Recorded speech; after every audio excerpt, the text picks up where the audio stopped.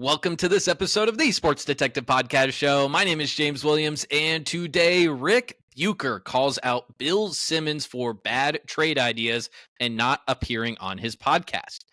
What are we talking about? Well, this all started last week when Bill Simmons was tweeting about the Kings' loss to the Detroit Pistons, and this is what he had to say on Twitter about that game. So, Bill tweets, watched fourth quarter of Kings Pistons, def in the running for worst loss of the season. The Kings are just a mess. Houston should be putting a full court press on Sacramento for Fox right now. In happier news, Cade Cunningham is a top 25 guy now. He's an all-star. Detroit is in solid shape. Okay, so kind of like a normal Bill Simmons tweet. Well, this triggered Rick Bucher to quote tweeting that and saying this: why would the Rockets F up what they're building by going to get a guy, talented, no doubt, who would cost a lot, needs the ball in his hands, and doesn't fit their culture? Okay, so you can kind of see there, like not much stuff going on, just a clear, difference in basketball opinion. It seems like Rick Bucher might not be much of a De'Aaron Fox guy. That's fine. Differing basketball opinions. I think that's good. I might not agree with Rick on that one.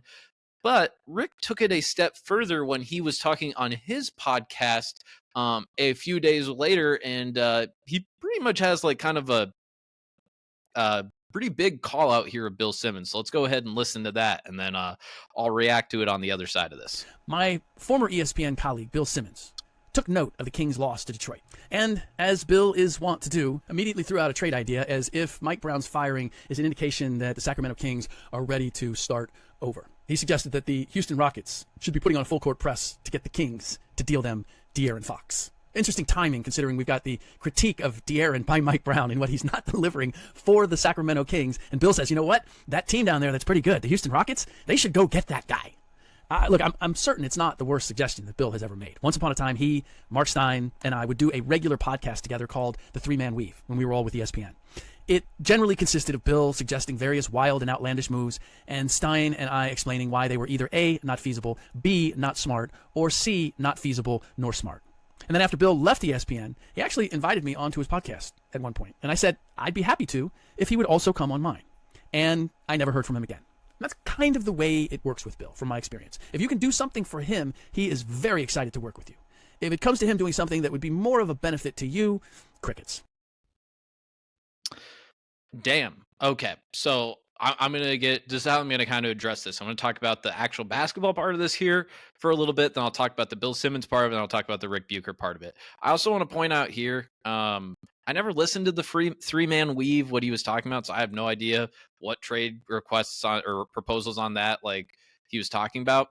I guess we'll get to that here in a little bit. But for the basketball side of this, I guess like Bucher, I'm not all up to date with his basketball takes. I guess he just doesn't like De'Aaron Fox. Because actually, like on paper, Fox is kind of like a guy that they need. Because if you actually look at the Rockets, they're a team that kind of like struggles, like, late in games and like executing late in games. And De'Aaron Fox is a guy that won Clutch Player of the Year a few years ago. Say whatever you want about that award. Maybe we just see whoever has like the most clutch points at the end of the year, and we give that to them. That seems kind of how the award has went the 2 years we've given it out. But still, I think that is something. And when you look at the Rockets too, and you look at their roster, and you look at somebody like a Fred VanVleet, who has 1 year left on his deal, and then he's got a team option after this year, and he's a guy that still gets a ton of usage with the Rockets, but is not the player that is worth $44 million a year. He's shooting less than 40% from the field. I still think he could be a productive player in the NBA, just maybe not at that number, and maybe not in a starting role where you're averaging 35 minutes a game. So if you're just doing a hypothetical thing where you just like swap out those guys, doesn't that make a lot of sense where you get a guy that is younger, in his prime, is hungry to win, is a guy that knows how to run an offense that can get other guys involved, like Fox and Van Vliet averaged the same amount of assists. Now, Hawks obviously shoots the ball a lot more. He averages like 26 points, and I don't think there is anyone on the Rockets this year that's averaging over 20 points a game. But again, I don't know the entire details for it. If you have to give up like multiple draft picks and a Reed Shepard quality prospect, I'd maybe hesitate if I were the Rockets, but I actually think that would be a good fit. But I'll digress from that point. Let's get to the Bill Simmons part of this, because he basically just pointed out there um, that basically Rick Bucher pointed out basically Bill Simmons just goes out there, and he alluded to like, hey, Bill Simmons just like we'd be doing podcasts with him, me and Mark Stein, and Bill Simmons would just sit there for like an hour and just give us really dumb trade ideas. That's basically what he just said there. That is pretty amazing, because as someone that, again, I'm not a day one Bill Simmons guy. I kind of just started more listening to him in the last few years. So I don't know what he was like really much at his ESPN days. I remember seeing him on TV, but I never listened to his podcast.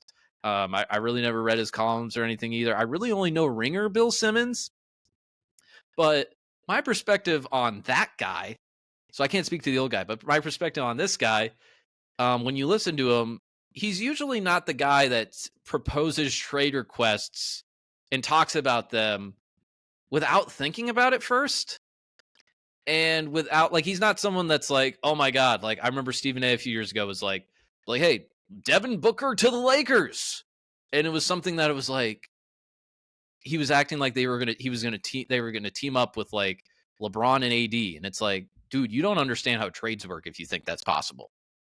like you don't understand the first thing about how trades work. You were just playing fantasy basketball at this point. You're doing what I did when I was 8 years old and I had 2K 2005, and I just put every all-star on a team together. Like, I didn't understand the idea of salaries or trades. I just put them all in the same team together, and it was amazing.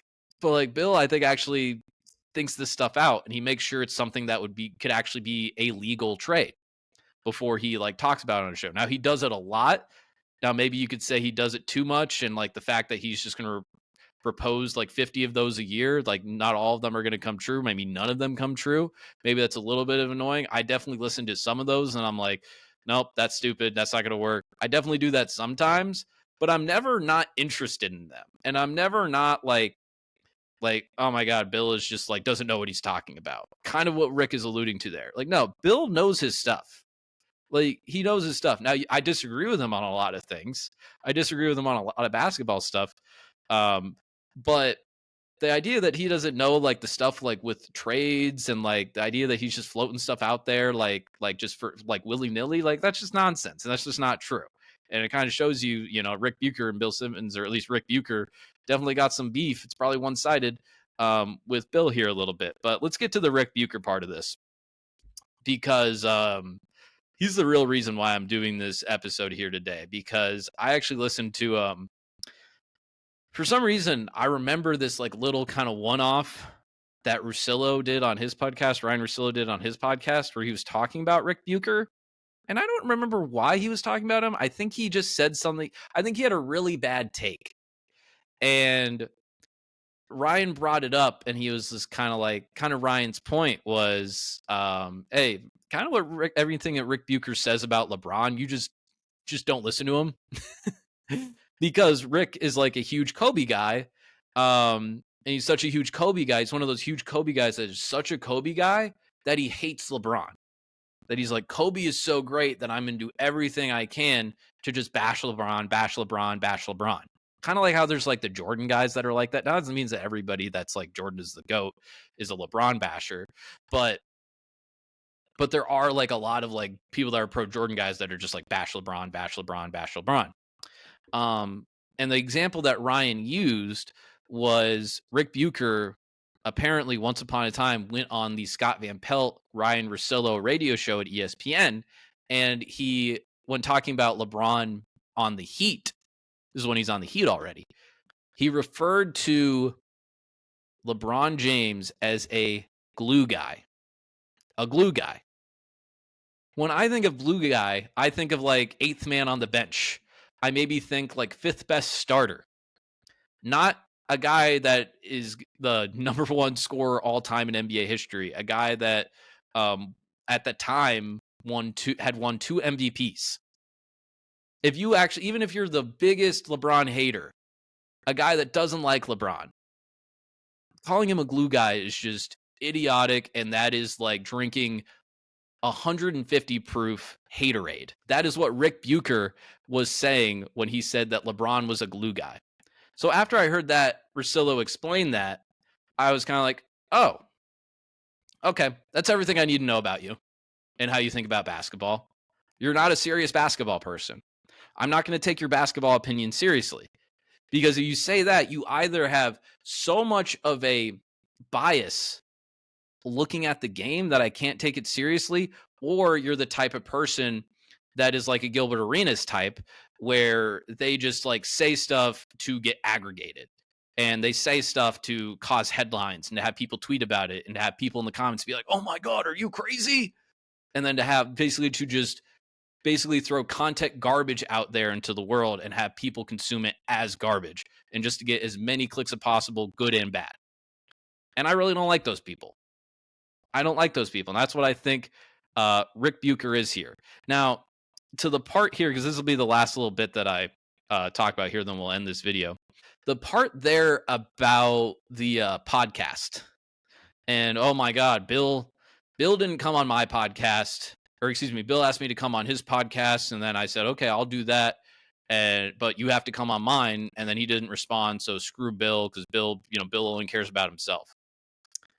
I've thought about that for a little bit. That's probably the part of this I thought about the most. And I thought about it more. And I think that's the dumbest part of this clip. The reason I say that is because Bill is so much like kind of my, if if Rick said this to me in private, I'd be like, homie, stay in your lane, bro. You think that you guys are equals? You guys are not equals. I guarantee you, if you're watching this video right now, you ain't watching it because of Rick Bucher. You're watching it because of Bill Simmons, because Bill Simmons has the way bigger audience. Bill Simmons has people come on his show to promote TV shows, to promote movies, to promote documentaries, to promote, ads, like whatever. It is a big, big, big platform. It is one of the biggest sports platforms that we have out there. Maybe one of the biggest 5, 6, maybe you want to put in the top 10. I don't know, that we have out there. It has a huge audience. No, Bill is doing the favor by having you on, Rick, because then people can listen to you on his podcast and be like, oh, I like this Rick Bucher guy. I'll go and check out his podcast. That's the point. That's the point. And the idea would be like, oh, well, wouldn't it be the same thing too? Actually, Bill would actually help him out, because if he goes on to Rick's podcast, and all the Bill Simmons fans would go and listen to the Rick Bucher podcast, they'd hear what Bill Simmons had to say. My counter to that would be like, does that mean that Bill is supposed to go, or anyone like this is supposed to, anytime he has someone on his show, he's supposed to go on their show? Like, that dude's got like dozens of guests on a year. That means he would be creating like hundreds of more hours of content that he's not getting paid for. And another way I would describe it, because we're talking about Bill Simmons here, like, just because you get invited on the Jimmy Kimmel show doesn't mean if you're Jason Bateman and you're going on Jimmy Kimmel to promote Ozark, that doesn't mean Jimmy Kimmel gets to come on the Smartlets podcast after that. That's not how this stuff works. And as someone that, even though I mostly do solo work now, since I've been doing stuff on YouTube, when I was just an audio podcast, I have had over like 60 guests on my show. People that just cover, sports all over the country, a lot of different college football, NBA, stuff like that. I'm going to try and start doing that, by the way. So if you like that stuff, please subscribe. I've never had anyone come back to me and be like, hey, come on my podcast. Most of the time people say yes to coming on my podcast. They're like, oh, I want to get my name out there. I want to make sure most people out there hear all of the things I have to say about a certain subject, so that maybe I can get 5 more Twitter followers. Maybe I can get 5 more people to come and listen to my show. Right. And honestly, too, like, coming on a podcast is fun. Having a conversation about sports is fun for the most part, depending what you're talking about. So I think it's just kind of sour grapes here from Rick. I don't know what's going on in his career professionally. Apparently, he's still with Fox Sports 1, even though I never see him on TV. I don't know if he just does a bunch of radio stuff now. He obviously does his own podcast. So I don't know what's going on with his, professional life. Obviously, wish him the best. I actually think he's like not a dumb guy either. I think he made dumb points in this video, and I think the LeBron thing and his LeBron stances over the years are just dumb. But like, I actually was trying to find his podcast on YouTube, and I found like a clip of him reacting to the Pau Gasol trade to the Lakers, and it was actually really smart basketball analysis. And I was like, I was kind of taking mental notes on some of the stuff that he said in that, and I was like, okay, I'm gonna kind of catalog some of that stuff for later. So yeah, that's kind of what I have to think about. It feels like it's just sour grapes. Maybe there's some like personal beef between these guys, maybe professional beef between those guys that maybe only the two of them know. I don't think it's just because he did a one-off, and it's like, because dude, I mean, especially if you're on that level too, I bet like just because you went on Colin Cowherd's radio shows, I mean, he's coming on your podcast or vice versa, right? Like, it's just kind of not how this stuff works. So there's got to be some other stuff here that probably only those two know. Um, and that's maybe where this started up from. But I found it kind of interesting, and hope you guys enjoyed that. Yeah, if you like this video, please hit that like button. Hit that subscribe button if you haven't done so already. That is the number one thing that you can do to help promote the show. It costs you absolutely $0, and it makes sure you don't miss any other videos that we come out with. This is the last video I'm probably going to make before the new year, even though I know probably most of you are going to watch it in 2025. So happy new year when you watch it. But as soon as the new year comes back up, we're going to start. I'm going to try and crank out. I'm going to try and work as hard as I can on this in the next few months as I ever had. So please subscribe. Helps us out so much. Leave a comment what you thought about the video, either something that I did or even just the content of it. I would appreciate all of that. And feel free to check out other videos on this podcast channel page. And again, subscribe. Helps us out a lot. Thank you for watching. Bye.